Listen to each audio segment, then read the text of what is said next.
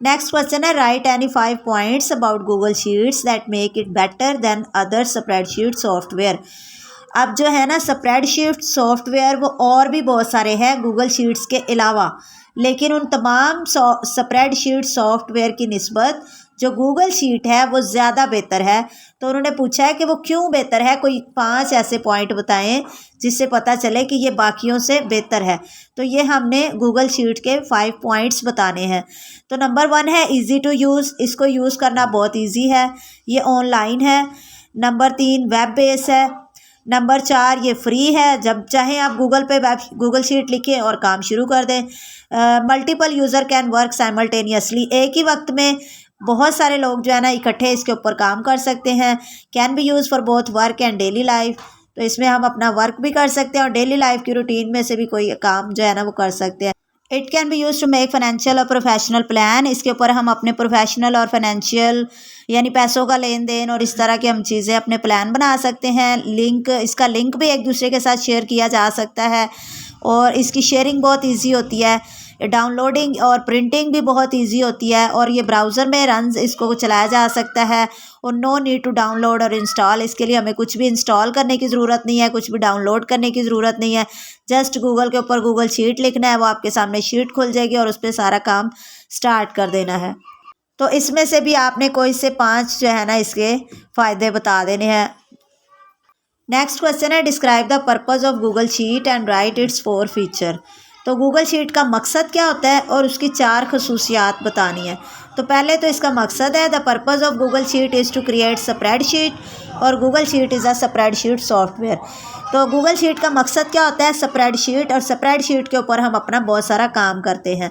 और इसकी खसूसियात हैं, डाटा ग्रिड होता है यानी कॉलम और रो की फॉर्म में होता है, एडिटिंग और फॉर्मेटिंग भी हो सकती है, एक्सप्लोरिंग हो सकती है, बहुत सारी फ़ाइल इसमें फॉर्मेट की जा सकती हैं एक ही वक्त में, ऑनलाइन एडिटिंग भी हो सकती है, और ये गूगल की बहुत सारी दूसरी प्रोडक्ट के साथ भी कनेक्टेड होता है और ये फ्री भी होता है बच्चों। नेक्स्ट हमारा क्वेश्चन है, what does 5G stand for. 5G का क्या एब्रीवेशन है और how much data transfer rate will 5G offer. तो 5G जो है वो कितना डाटा ऑफर करता है ट्रांसफ़र करने के लिए। तो 5G एब्रीवेशन 5th जनरेशन है और डाटा ट्रांसफ़र रेट इसका जो है वो 20 Gbps है। नेक्स्ट हमारा क्वेश्चन है, enlist any 6 application of artificial intelligence. तो आर्टिफिशियल इंटेलिजेंस कहाँ कहाँ पे इस्तेमाल हो रही है, कहाँ कहाँ यूज़ हो रही है, उसकी कोई 6 एप्लीकेशन बतानी है। नंबर 1 है सेल्फ ड्राइविंग कार्स। तो ऐसी कार जो खुद ब खुद ड्राइव कर रही हो विदाउट ड्राइवर के, तो उसमें जो ये यूज़ होती है। एक्सपर्ट सिस्टम उसमें यूज़ होती है। नेचुरल लैंग्वेज प्रोसेसिंग इसमें भी यूज़ होती है। मशीन विजन में, चैट बॉट्स में, gaming, marketing, social media, navigation control, तो इन सारों के अंदर जो है वो आर्टिफिशियल इंटेलिजेंस यूज़ हो रही है। तो आप कोई सी 6 एप्लीकेशन याद कर लें। नेक्स्ट हमारा क्वेश्चन है, define emerging technologies and give 4 example. तो इसकी 4 जो हैं वो एग्जाम्पल देनी है और इसको डिफाइन करना है। तो emerging technologies are generally refer to as a new technology, इसको न्यू टेक्नोलॉजी कहा जाता है। इमर्जिंग का वैसे मतलब होता है उभरती हुई, यानी कोई चीज़ जो उभर रही है, नहीं आ रही है। इमर्जिंग टेक्नोलॉजीज़ आर एडवांस्ड और इन एग्जिस्टिंग टेक्नोलॉजी, तो जो ऑलरेडी हमारे पास पहले से टेक्नोलॉजी मौजूद है उनमें से जो इमर्जिंग टेक्नोलॉजी है वो न्यू है और ज़्यादा एडवांस है। Emerging technologies are under development technologies that will replace current technologies in near future. तो ये जो है ये डेवलपमेंट टेक्नोलॉजीज़ हैं, यानी ये अभी डेवलप हो रही हैं, लेकिन बाद में जब मुस्तकबिल में नई टेक्नोलॉजी कोई आएगी तो वो इसको रिप्लेस कर देगी, यानी इसको हटा के खुद इसकी जगह ले लेगी। तो ऐसे ही हो रहा है, जो जो नई चीज़ें आ रही हैं पुरानी चीज़ें ख़त्म होती जा रही हैं और उनकी जगह उन नई चीज़ों ने ले ली है। तो इसकी एग्जांपल है आर्टिफिशियल इंटेलिजेंस और उसको AI भी कहते हैं। रोबोटिक्स है, जो रोबोट्स वगैरह बन रहे हैं। 5G है 5th जनरेशन, ऑगमेंटेड रियलिटी और AR वर्चुअल रियलिटी। तो इनमें से आप कोई सी 4 याद कर लें। Why robots are used in our daily life. हमारी डेली लाइफ में रोबोट्स क्यों यूज़ होते हैं। रोबोट्स आर इंटेलिजेंट मशीन, वो बहुत इंटेलिजेंट मशीन्स होती हैं। They have wide range of uses in almost all areas of life. तो ये हमारी ज़िंदगी के बहुत सारी चीज़ों में ये यूज़ हो रहे हैं। These intelligent machines interact with their surrounding, ये अपने इर्द गिर्द की चीज़ों के साथ इंटरेक्ट करते हैं and can take variety of actions, और बहुत सारे काम ये कर सकते हैं। Robots are used in manufacturing, mining, kitchen, logistic, many more other areas. तो ये किचन में काम कर सकते हैं, माइनिंग कर सकते हैं, लॉजिस्टिक, डिफरेंट टाइप के लॉजिस्टिक ऑपरेशंस उनके अंदर ये यूज़ हो जाते हैं। नेक्स्ट हमारा क्वेश्चन है, many applications are using distributed system nowadays, how it work. तो आजकल हर एप्लीकेशन डिस्ट्रीब्यूटेड सिस्टम का इस्तेमाल करती है, तो ये कैसे काम करता है। Distributed application are those that operate simultaneously. ये ऐसी एप्लीकेशन है जो एक साथ काम करती हैं ऑन सेवरल डिफरेंट कंप्यूटर्स, बहुत सारे कंप्यूटर्स पे इकट्ठे एक साथ काम कर रही होती हैं।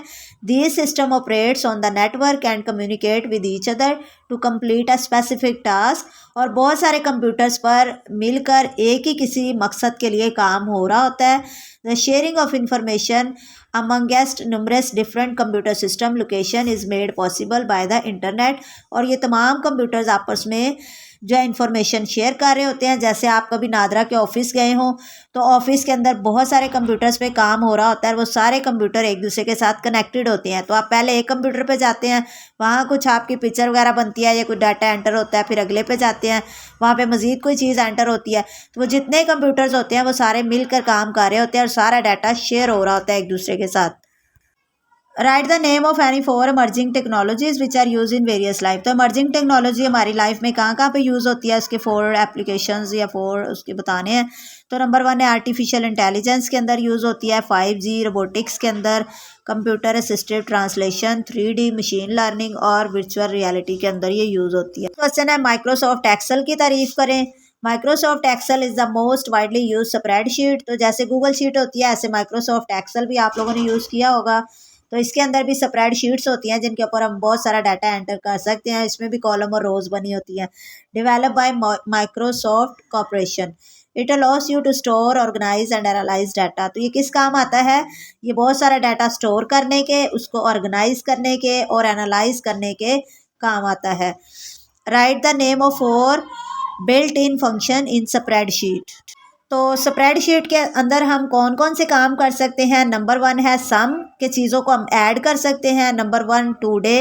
नंबर 3 मिनिमाइज कर सकते हैं, मैक्सिमम कर सकते हैं, चीज़ों की एवरेज निकाल सकते हैं, उनको काउंट कर सकते हैं और तो इनमें से कोई से 4 बुल्ट इन फंक्शन जो है ना वो आप याद कर लीजिएगा। स्प्रेडशीट के कोई से 4 इस्तेमालात यानी 4 उसके यूजेस बताने हैं। तो नंबर 1 है it is use to manage the data in the form of rows and column. तो यहाँ पे हम डाटा को मैनेज कर सकते हैं रोज और कॉलम की सूरत में। नंबर 2 है organise and store different type of data. बहुत सारे डाटे को हम ऑर्गेनाइज भी कर सकते हैं, स्टोर भी कर सकते हैं और डाटा को कंप्यूटेशन यानी उसके साथ हम कोई कैलकुलेशंस वगैरह भी कर सकते हैं और एनालिसिस ऑफ डाटा के लिए इस्तेमाल कर सकते हैं। It is use for represent data in different formats, charts और ग्राफ वगैरह की सूरत में भी डाटा को रिप्रेजेंट कर सकते हैं। नेक्स्ट हमारा क्वेश्चन है गूगल शीट बनाने के तरीक़ाकार की मुख्तसर वजाहत करें। Explain briefly the procedure of create Google sheet, यानी गूगल शीट किस तरह से क्रिएट की जाती हैं। तो इसका सबसे पहले है Google sheet can be assessed. Google sheet पे पहुंचा जा सकता है कैसे, ये जो लिंक है ये आपने याद कर लेना है। ये लिखना है कि ये वाला लिंक अगर हम गूगल पे जाके लिखेंगे तो हम सीधा पहुंच जाएंगे गूगल शीट पे। Just type the link in the browser address bar and press enter. Just आपने ये लिंक वहाँ पे लिखना है और एंटर को प्रेस कर देना है तो आप सीधा पहुँच जाएंगे गूगल शीट पे। नेक्स्ट हमारा क्वेश्चन है describe any 4 function that is given below. ये नीचे कुछ फंक्शंस दिए गए हैं बुलेट इन फंक्शन, तो इनमें से किसी 4 को एक्सप्लेन करना है। उसके बाद है काउंट। नंबर 1 है count. Count cell with numbers in a range. इसमें हम क्या कर सकते हैं, चीज़ों को काउंट कर सकते हैं। मैक्स का मतलब है return the highest value in a range, कि आपने जो डाटा एंटर किया उनमें से जो आपकी हाईएस्ट वैल्यू है, मैक्सिमम जो आपका नंबर है वो ढूंढ सकते हैं। मिनिमम आपका सबसे कम नंबर जो है उसको तलाश किया जा सकता है और चीज़ों को ऐड भी किया जा सकता है एक साथ। नेक्स्ट हमारा क्वेश्चन है define physical transmission media, give any 3 example of physical transmission media. तो physical medium in a data communication is a physical path over which a signal ट्रांस। तो ये जो फिजिकल ट्रांसमिशन मीडिया है ये असल में आपका एक रास्ता होता है जिसके ज़रिए सिग्नल ट्रांसमिट होते हैं। जैसे आपकी रोड है, सड़क होती है, सड़क के ऊपर गाड़ियाँ जा रही हैं और एक साइड से जा रही हैं दूसरी तरफ, इसी तरह ये जो है एक फ़िज़िकल मीडियम है, कोई भी तार वगैरह होती है जिसकी मदद से डाटा एक जगह से दूसरी जगह जाता है, और इसकी एग्जांपल है twisted pair cable, coaxial cable, cable तार को ही कहते हैं जो मोटी तार होती है, और फाइबर ऑप्टिक केबल, जैसे आपकी घर में जो से आपके घरों में केबल लगी होती है, तो वो जो केबल की तार है वो भी इसकी एग्जांपल है कि उस तार के ज़रिए जो है ना वो तमाम सिग्नल आपके टेलीविज़न में आ रहे होते हैं। उसके बाद है कोएक्सियल केबल के आपने 3 एडवांटेजेस यानी 3 फ़ायदे बताने हैं और 2 नुकसानात बताने हैं। तो फ़ायदे इसके ये हैं, data can be transmit at high speed, के डाटा बहुत ही हाई स्पीड पे ट्रांसमिट किया जा सकता है। नंबर 2 है it has enhance shielding as compare to twisted pair cable, और इट प्रोवाइड एडवांस बैंडविड्थ। ये 3 इसके फ़ायदे हैं, ये याद कर लें। डिसएडवांटेज है इट इज़ मोर एक्सपेंसिव ये इसका नुकसान ये है कि ये ज़्यादा महंगी होती है ट्विस्टेड पेयर केबल की निस्बत। Any fault in the cable causes the failure of entire network, अगर किसी एक केबल में फ़ॉल्ट आ जाएगा तो सारा नेटवर्क ही फेल हो जाएगा। ये इसके 2 नुकसानात हैं। नेक्स्ट क्वेश्चन है वर्चुअल प्राइवेट नेटवर्क की डायग्राम की मदद से वजाहत करें। अब virtual private network और VPN is a secure connection over the internet from a device to a network। तो ये एक ऐसा नेटवर्क प्राइवेट नेटवर्क होता है जो कि एक सिक्योर कनेक्शन होता है। मतलब ये देखें, आपको डायग्राम में भी नज़र आ रहा है कि ये आपका मोबाइल है, ये आपका कंप्यूटर है, दरमियान में लॉक लगा हुआ है, कि इसमें एक लॉक लगा होगा जिसमें आपकी इन्फॉर्मेशन सारी सिक्योर रहेगी और वो आप जहाँ पहुँचाना चाहते हैं वहाँ ही पहुँचाएँ, दरमियान में कोई हैकर या स्नूपर आकर आपका डाटा चोरी ना कर लें। तो ये लॉक लगा होता है, तो ये एक सिक्योर कनेक्शन होता है। This secure connection ensure that sensitive data is safely transmitted, और ये इस बात को यकीनी बनाता है कि आपका जो सेंसिटिव डाटा है वो बाहिफाजत उस जगह पहुँच जाए जहाँ आप उसको ट्रांसमिट करना चाहते हैं। इट प्रिवेंट अनऑथोराइज पीपल, तो ये अनऑथोराइज पीपल जो हैकर्स वगैरह होते हैं उनसे आपके डाटा को बचाता है, ताकि वो आपके जो डाटा जा रहा है वहाँ से उसकी ट्रैफिक के दरमियान में ना आए और ना उसको डाटा को चोरी कर सके। And allows the user to conduct work remotely, ताकि जो यूज़र है वो अच्छी तरह से अपना काम कर सके। VPN technology is widely used in corporate environment, तो ये बहुत सारी कॉरपोरेशंस जो बिज़नेस कर रही होती हैं, बड़े बड़े जो इदारे होते हैं वहाँ पे ये वाइडली यूज़ होता है। नेक्स्ट हमारा क्वेश्चन है write the step to resize the column in MS excel. MS excel के अंदर जो कॉलम होते हैं उनको रीसाइज करना, यानी उनका साइज़ छोटा बड़ा करना, चेंज करना। तो क्या स्टेप है? नंबर 1 है चूज़ द कॉलम और सिलेक्शन ऑफ कॉलम।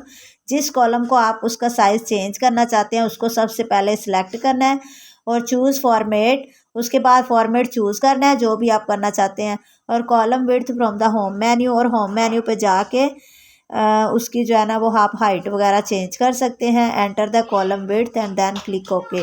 उसके बाद कॉलम की विड्थ आपने एंटर करनी है, वहाँ जितनी आप उसकी विड्थ रखना, चौड़ाई रखना चाहते हैं वो एंटर करनी है और ओके क्लिक कर देना। उसके बाद है MS एक्सेल के अंदर बॉर्डर अप्लाई करने के लिए क्या स्टेप हैं, यानी जो MS एक्सेल के अंदर शीट्स बनी होती हैं, जो कॉलम और रोज़ होते हैं, सेल्स होते हैं, उनके ऊपर अगर आपने कोई बॉर्डर लगाना है तो ये बच्चों इसके 3 स्टेप हैं, ये आपने याद कर लेने हैं। ओके डियर स्टूडेंट, मिलते हैं नेक्स्ट वीडियो में, तब तक के लिए अल्लाह हाफिज़।